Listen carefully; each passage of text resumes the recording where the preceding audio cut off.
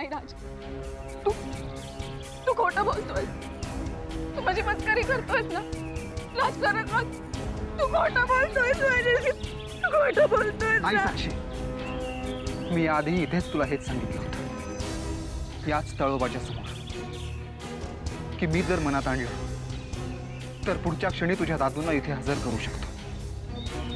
आठवतं?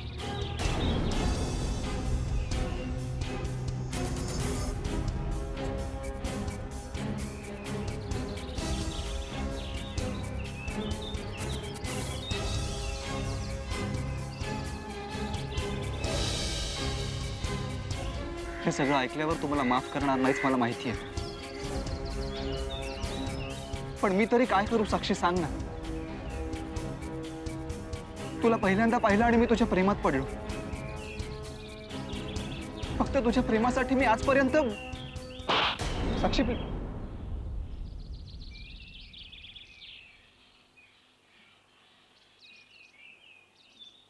नाही राज, काही झालं तरी तुला ही गोष्ट साक्षीपासून लपवून ठेवायलाच हवी. पिकनिकला जाणारी देवयानी बरोबर. कोणी छोटं नसतं, कोणी मोठं नसतं, आम्हाला परिस्थितीने शिकवलंय. काय बोलतोय आजकाल ना.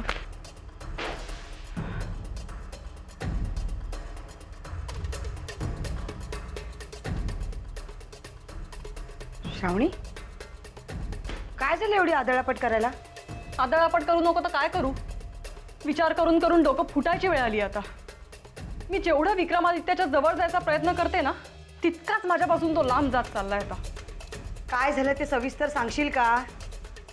मी विक्रमादित्याला फोन केला होता. त्याला मी विचारलं की आपण संडेला भेटायचं का, तर म्हणतो कसा, मला पिकनिकला जायचंय आता. अगं मग खरंच त्याला पिकनिकला जायचं असेल, तू कशाला चिडतेस?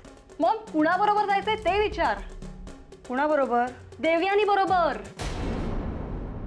शाळेतल्या मुलांचं निमित्त करून दोघं पिकनिकला जाणार आहेत. ह्या देवयानीचा मला आधीपासून संशय होताच. तिने उगाच आपल्या समोर संस्काराच्या आणि सभ्यतेच्या बाता मारत असते, स्वतः मात्र कधीच तशी वागत नाही.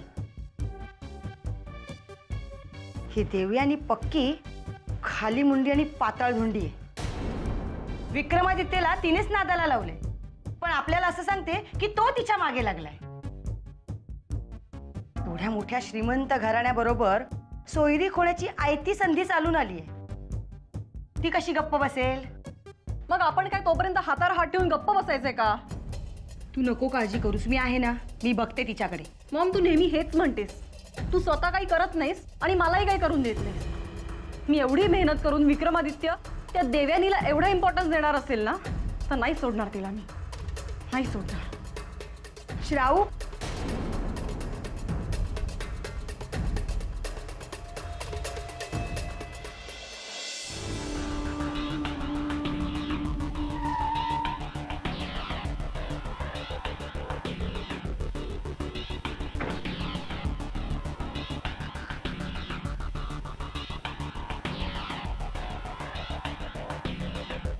तुमच्याकडेच यायला निघाले होते मी. आय नो, तुमचे रिक्षाचे पैसे वाचावेत म्हणून आम्हीच गाडी घेऊन आलो. कसं आहे की पाहुण्यांना घेऊन यायला गाडी पाठवण्याची पद्धत आहे आमच्यामध्ये. चला, उशीर नको, बसून घ्या. कॉन्स्टेबल,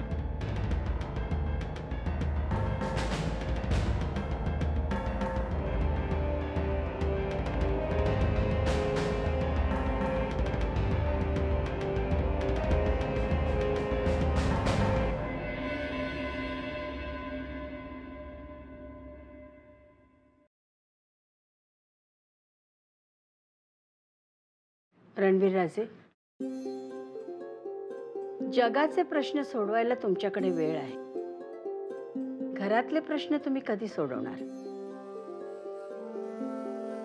वडील भाऊ आहात ना तुम्ही,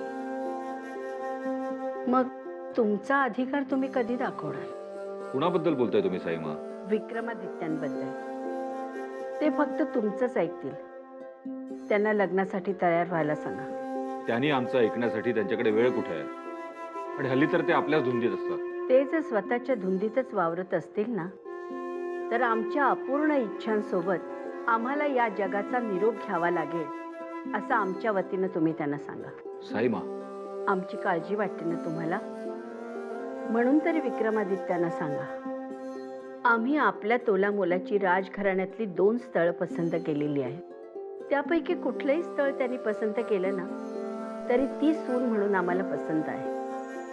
आता मोठा भाऊ म्हणून तुम्ही तुमचं कर्तव्य करायला हवं. मोठा भाऊ म्हणून आमचं कर्तव्य पार पाडायला तुम्ही आम्हाला सांगताय, पण आमच्या सूचनांचं पालन करणारा तो पूर्वीचा लहान भाऊ राहिलाय कुठं? विक्रमादित्य, इकडे या.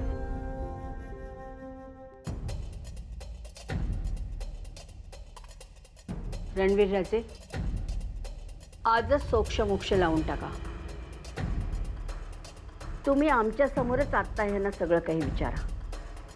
साईमा तुमच्या लग्नाबद्दल विचारतात. राजघराण्यातली 2 स्थळं आहेत. तुम्ही होकार द्यावा अशी साईमांची आणि आमची इच्छा आहे. आमचं लग्न लवकरात लवकर व्हावं अशी तुमची मनापासून इच्छा आहे साईमा, आम्हाला कळत आहे. पण आम्हालाही समजून घ्या, सध्या आम्ही काही अतिशय महत्त्वाच्या कामांमध्ये अडकलो. ती जोपर्यंत पूर्ण होत नाही तोपर्यंत लग्नाचा विचारही आम्ही करू शकत नाही. एवढी कसली महत्वाची कामं आहेत तुम्हाला विक्रमादित्य?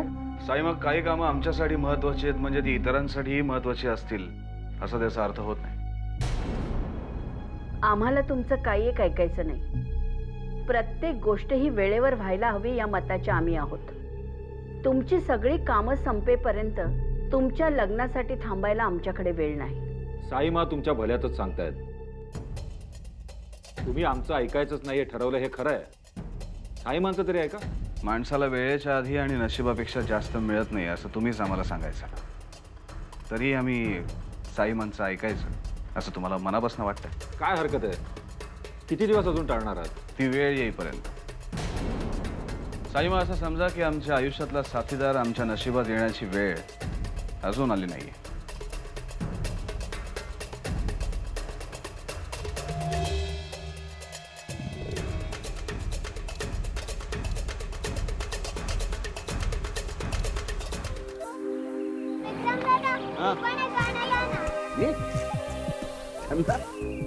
मला नाही येत गाणं वगैरे म्हणा.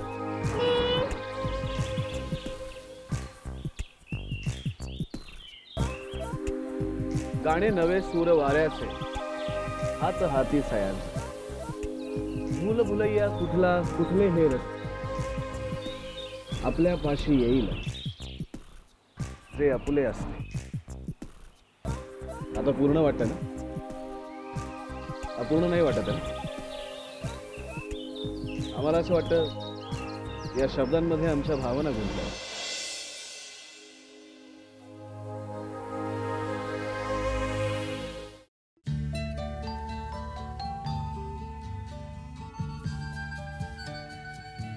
खूप त्रास होत असेल ना?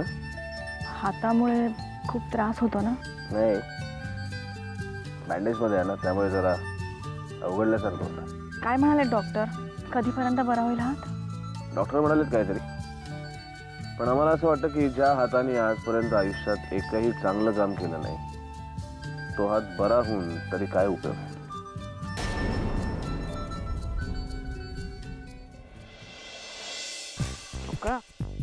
स्टार्ट.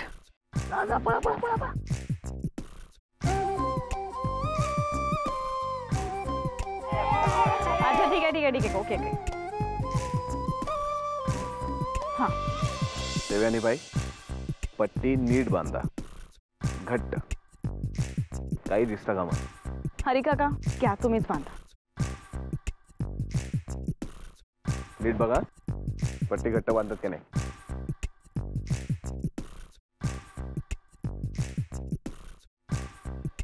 दिसतंय? हो. दिसतंय? नाही दिसतंय? नाही दिसतंय? नाही. पळा पळा पळा पळा पळा, बाई पकडली.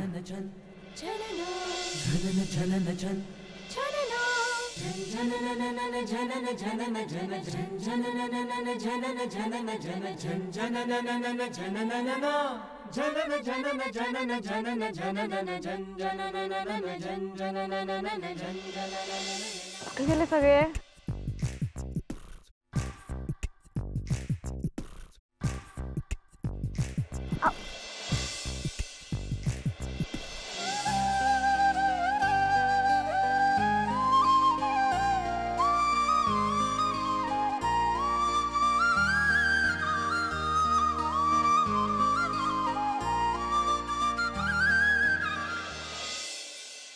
कुठे गेले सगळे?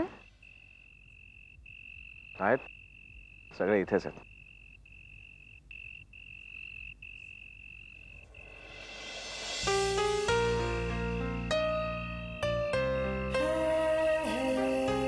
काय गैरसमज करून घेऊ नकोस प्लीज. आता खेळामध्ये का होईना पण तू आमचा हात पकडलास. हाच तुझा हात आमच्या हातात कायमचा देशील आयुष्यभरासाठी.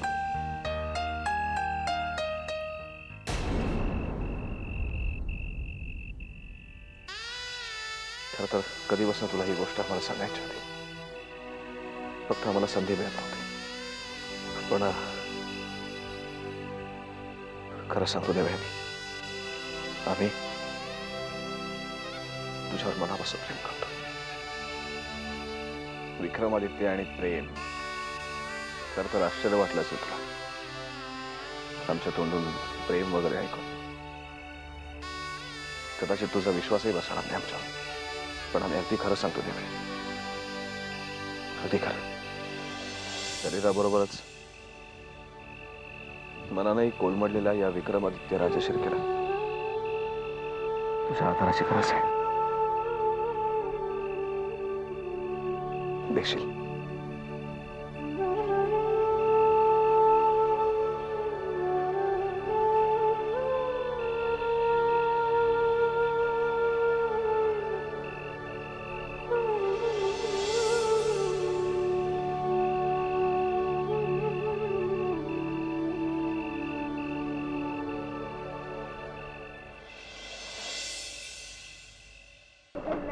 बाय.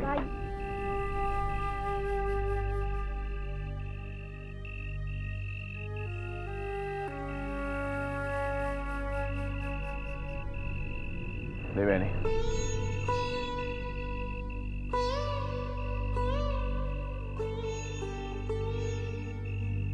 आम्हाला जे तुझ्याविषयी मनापासून वाटत होतं त्या आमच्या भावना मी तुझ्यापाशी व्यक्त केल्या.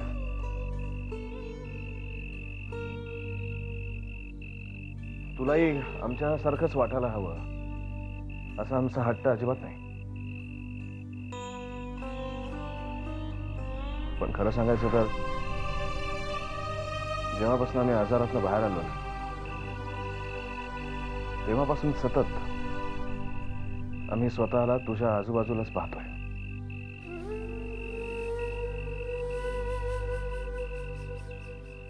आमची फक्त एक विनंती आहे, ऐकशील?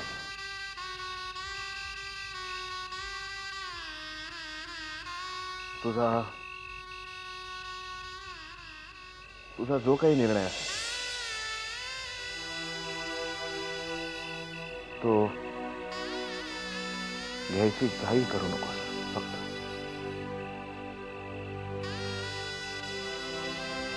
विचार करून ना तुझा निर्णय घे. कारण ना हा आमच्या आयुष्याचा प्रश्न आहे.